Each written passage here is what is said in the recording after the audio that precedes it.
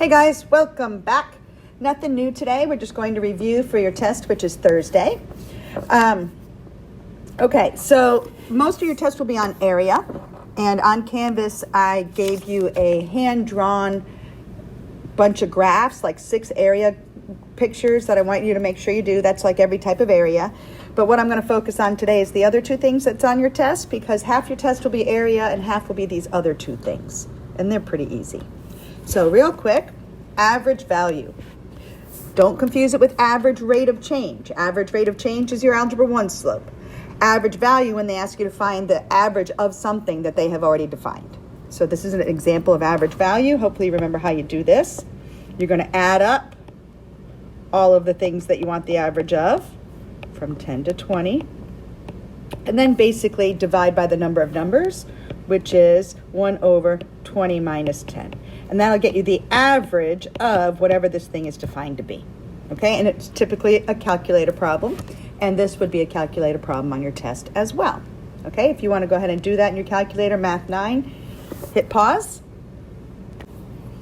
So, the correct answer for that one, remember, always round to the nearest thousandth in calculus.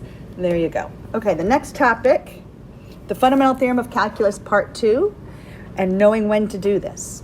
Anytime I ask you to do the derivative of an integral, then you have to remember this rule, okay? Fundamental theorem of calculus says, as long as this is a number, any number, and this is a function of x, the derivative and the integral kind of undo each other.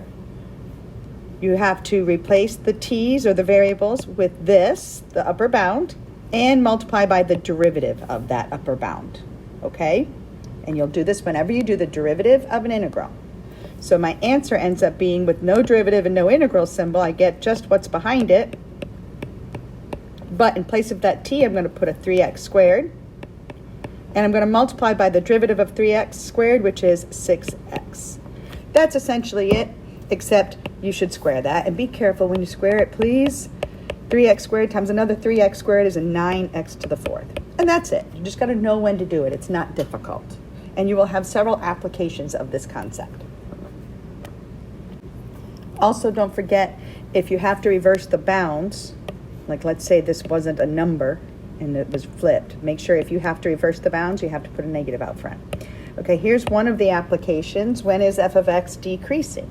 Well, you should know the definition of decreasing would be when f prime is negative.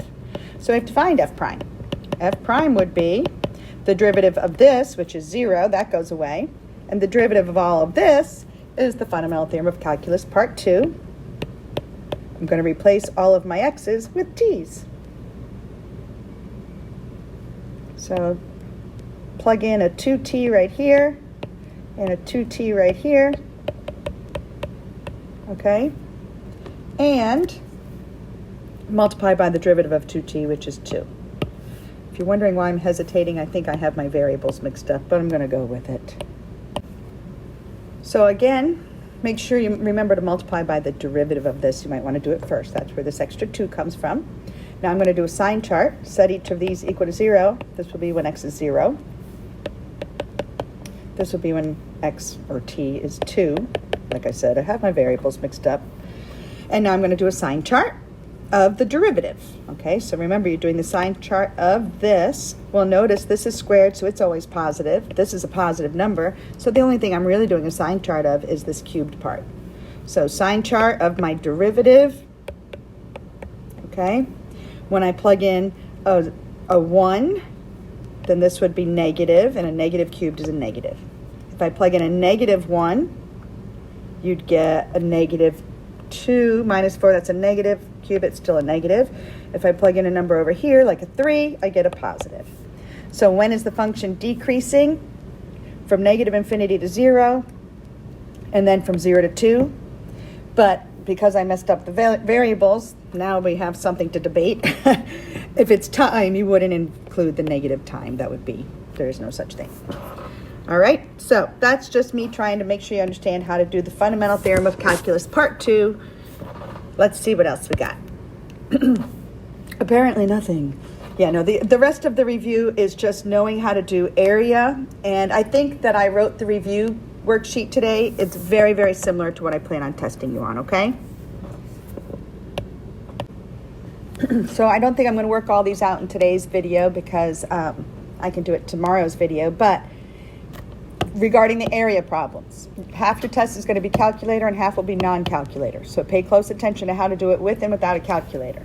For example, this one, if I don't have a calculator, then I'm going to start by finding where these guys intersect. Okay?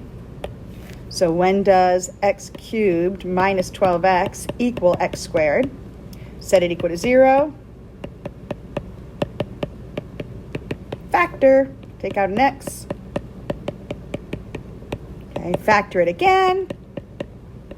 X minus 4, x plus 3. Okay, so we get x equals 0, 4, and negative 3. So I know these are going to intersect in 3 places. Put them in order. Okay, and that means if they're going to intersect in 3 places, I have a positive cubic and a positive parabola that intersect in 3 places. It's probably going to look something like that.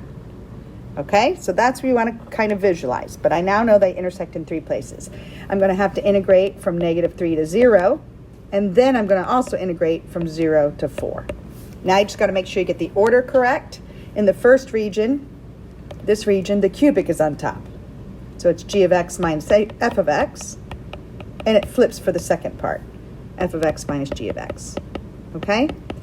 Now, if you couldn't tell which curve was on top, the other option is you could plug in a number between 0 and negative 3. You could plug in negative 1 to both functions up here, and whichever number was higher, you know that function is on top.